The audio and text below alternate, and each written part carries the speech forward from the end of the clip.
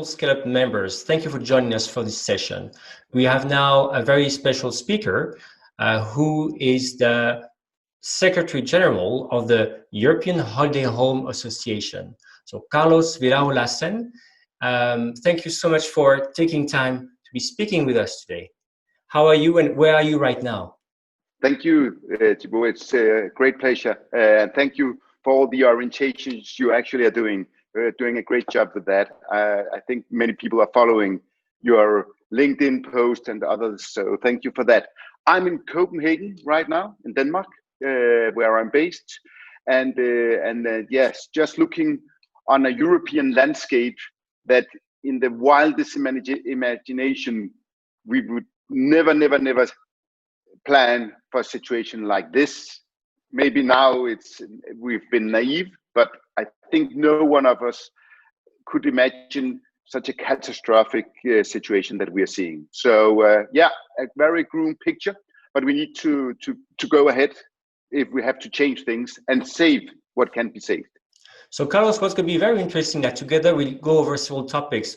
One being, of course, the trends that you see, because you have this very unique viewpoint on what's going on in Europe across countries, but also you have this inside countries about to say, but also across borders. So we'll be talking, for example, about the topic of the rebound might be from drive to destinations, which could be an hour, 3 hours first. And we'll talk about what does it really mean for bigger countries, smaller countries, and what then should we be expecting from politicians there when it comes to borders, for example. We'll be talking as well about how there's been travel bans in some areas on vacation rentals, and maybe even some, I would say, prejudices saying that these are not safe places to where to stay, or it's spreading out the virus. And I want to hear from you on that, because I think you have very strong opinion on this. And last, let's talk about what should property managers in Europe do. How can they plan for this unpredictable situation? How to take decisions? So these are 3 very big topics, and I'm glad that we could get started. So as I said, the rebound right now we hear might be coming from drive to destination. So what do you think this really means, and how do you think that's going to play out in Europe? Yeah, well, first of all of Europe is has been in the deep freezer for short-term rental bookings for now 2 months. 2 months with 0 or very few bookings. Short-term rental in the cities are especially exposed because people come with a flight. Short-term rental on the countryside has also been hidden in northern Italy, in Spain, in Croatia, in Germany. So the situation at the moment is quite catastrophic. The international tourism is down, the cross-border tourism is down, and I think, being in Denmark, we've been lucky. I think we are the only country in Europe where people from Denmark can actually rent houses on the countryside of Denmark. But what we have to understand is that we already have bookings, contracts in the book. The property managers, the platforms have bookings for June, for July especially, and for August. Germans coming to Spain, British people coming to Croatia, to Italy, etc. And how will these bookings go ahead? And I think many of the especially southern countries are looking at a future where the summer will be maybe 30% of normal summer. The perspective of that is actually something that we can sit and talk about. It's figures, but the consequences are so dramatic, and we will see the dramatic consequences, and we can't imagine how bad that is. In Portugal, 93% of guests for short-term rentals comes by airplane, as Eduardo Miranda, my colleague in Portugal, told us. 93% has to come by airport and with a flight. They are looking into 2020 not to face a rebound, but just to survive. And maybe next year they can start up again. What we can see is that domestic travel must open up. and it has been closed down totally in Europe. In Germany, the police are driving around in the holiday home areas, giving people a fine if they are in the holiday home, and they have to leave the house escorted. It's quite dramatic. So we need the Germans to open up, and they can also see the catastrophes and causalities of companies and people losing their jobs in the countryside. So how can we open that up? We see in the cities how many cities are taking responsibility towards the health employees, doctors, the nurses. In London, in Lisbon, in Barcelona, they are offered a free accommodation in a short-term rental apartment, so they can be isolated and still go to work. So that's, of course, just a bottom, and that's actually a free thing they are offered. But we need to slowly open up, and I think what will start is short-term rental with a 1 hour's drive within borders, maybe 2 hours drive within borders. And then slowly we need to, all of us, property managers, platforms, trade associations, to send a question and a signal that why are the borders closed? Why are they closed? If there's a health argument, we need to listen to that. But we haven't actually heard very strong health arguments for not using holiday homes. We see local people very afraid of having people coming in, but in reality, if the guests are willing, and we see they are, to follow instructions on social distance, follow instructions on not everybody down to the restaurant, but go into the grocery shop, one person, and buy things for home cooking. And when we make the transport in our car, not everybody out in the gasoline station, but one person out and use electronic payment. So there's a lot of good arguments of actually using the short-term rental capacity to reopen the economy. So that's one point here. Yeah, please. And yeah, so I think you covered the good points, right? We have obviously for big countries like France, Italy, it's doable that people stay domestically. So some holiday, if it's legal, right? And you pointed out right? In France, for example, we don't know when lockdown is supposed to be lifted on the 11th of May, but they have not given any notification of when for hotels or holiday homes, right? And as well as then there's some points like Germans are a very important market for Denmark, for example, or the Dutch go a lot into Belgium, right? It's very close by. So that's an hour drive for a lot of people in southern Belgium is an hour drive for a lot of people in Netherlands, for example. So this cross-border question is very important because when we hear American webinars, they talk a lot about this domestic travel. We're talking about the US as a continent or exactly. The continent itself. We have we are a continent ourselves, but all together, all the countries together.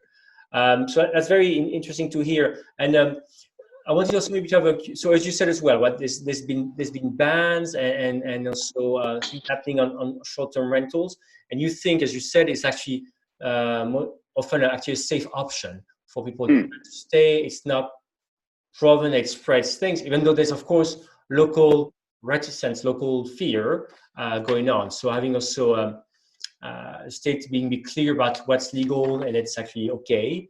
That's very important. So when you have all this together, so that's, of course, as we just talked about, situations are different from one country into another. But as something we want to mention as well is that things may change, right? Their countries may open up and there could be a second wave. That's what we think about. So it's very unpredictable, right?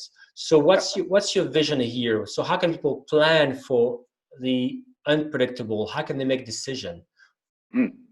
Well, first of all, we also have to understand that short-term rental is really being tested on our DNA, our model, because short-term rental is very much organized with intermediaries, the property manager or the platform, or wherever you are in the chain of short-term rental.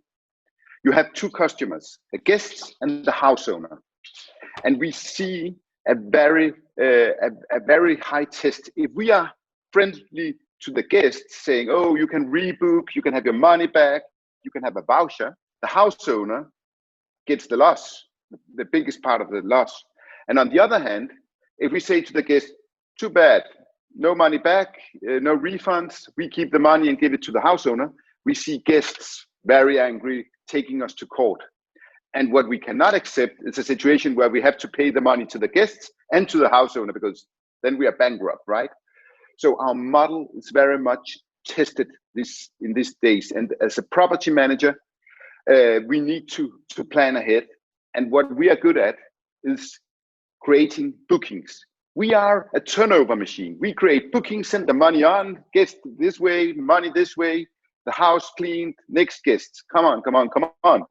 And in this situation, it's extremely difficult because we actually see a situation where nothing is opening up right now and not tomorrow. And the lack of knowledge on what will happen is not maybe the worst, because of course the worst is the guest not coming, but second worst thing is that we actually are not able to say to a German, come and book in France for the summer, because at that time we will see an organized way of doing things. So it's our responsibility. We need to take action to help governments, local politicians, national governments, and the EU system, help them to see that short-term rental can work in the phase where we will be opening up again.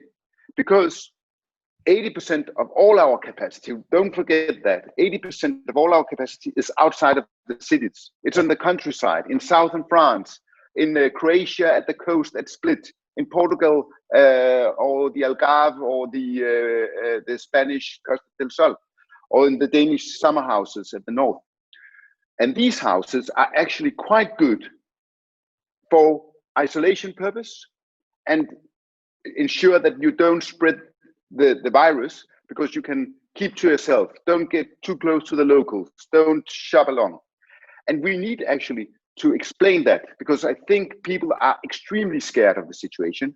So that meaning better safe than sorry, right? We won't open up and then afterwards see a rebound of the virus spread, as you said. But short-term rental and closed borders does not have, it's not a health recommendation to close the borders. It's not a health recommendation to close the holiday homes. So we can actually try to get into dialogue with health, the experts on virus and the politicians. How can we help you to open up? And we see in Germany, the German foreign minister just said yesterday that the Germans should not expect this summer to be a normal summer. And I think when a German foreign minister says that, we should all be very, very scared, because then the tourism in Spain, Italy, France, Denmark will go down substantially. But he also said that when the virus started in Germany, they had to get 250,000 Germans back to Germany, paid by the government in flights, special flights from all over the world. And they won't do that again, he said. But so if you plan to leave the country for holidays, it's you as a German who has the responsibility to be able to come back safe to Germany. And that's an important signal, because that means that you can actually travel from Germany to France or even to Spain if you do it in your own car, and be able to come back to Germany safely on your own.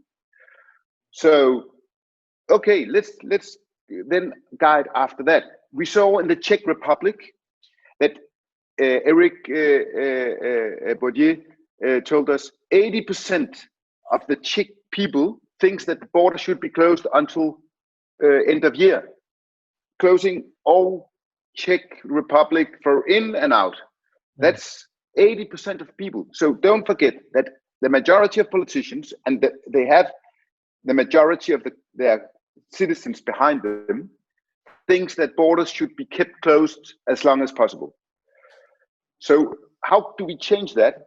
We can change that by showing that short-term rentals actually don't spread the virus. And we saw actually this week at Monday that even this 80% people in the Czech Republic wanting to keep it closed, government said, we are in negotiations to open the border to Slovenia so that Czech people can go to Croatia this summer. That's a good news. Yeah. So what we have to understand is that if you say open borders, people are against. But if you say controlled, responsible, looking into not putting local people in danger, open borders can be done slowly and thinking clever. And we need to send that signal. And speaking about the Czech Republic, as you know, there's also very bad things we hear from them, like in Amsterdam, bans on short-term rental in the city of Prague. Yes, so this is all happening, and in a way, what's very interesting again, because you have this perspective, so you are, of course, you've been talking with politicians for years now, so you have this thing. So, what can the European Holiday Home Association do here? I mean, because you see, you have members, and you've been alluding to you've been talking with them to understand different situations, different countries, but. So that people can understand your role, the role of your associations. So can you meet the EU representative, or do you think it's more like each association on a national level? Where do you think the action should be, on which level? Yes, we need action on all levels, indeed. I think it's the most important action is the local action. That's actually the most important. That's the basis of action. If you come from a European Holiday Home Association and tell people in Split in Croatia, you should do this and that, they will say, what are they talking about? But the property managers in Croatia or in Spain need to talk with the local and regional and national governments. But we should help each other, because if you have to open the border, you need to open the border from both sides. It's not enough that Germans opens the borders to France and the French say, no, we don't want to open borders from Germany. So we need to get governments to speak with each other. And we are actually working quite hard from a Danish perspective to have the regions of northern Germany to go into dialogue with the Danish government on how we can open the borders. We should do the same for France and Germany, for the Netherlands and Germany, for France and Spain, from Italy and Austria. And that needs coordination. That means that property managers talk cross-border. We've seen in the Czech, we see an extreme backlash.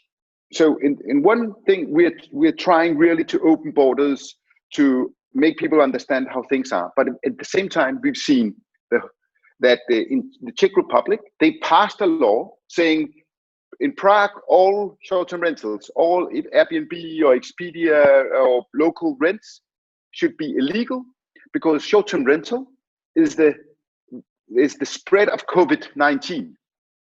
And they said that we are a nest for terrorists, not tourists, terrorists. They passed a law with that argument. And we signed a letter from the European Holiday Home Association with a complaint about this to the European Union, to the President, Ursula von der Leyen, to the President of Business, and to 29 people. I don't dare to travel to Czech Republic, because we really try to tell them with big letters how extreme that law was. And actually, our letter was quoted in the Czech Republic Parliament, in the Congress in the Czech Republic, but the government had, unfortunately, a majority. So we see that the arguments are washed away, and the European Union is very small at the moment. Going to the European Union and telling them you should do this and that to help the free availability, and it's quite difficult. In Amsterdam, they are now banning short-term rental in certain areas. So after this, we should really look into hotels, you know how hotels have been after short-term rental forever, right? Will the fight be smaller or bigger after this in the near future? It will be way bigger. The hotels will go just trying to kill us down.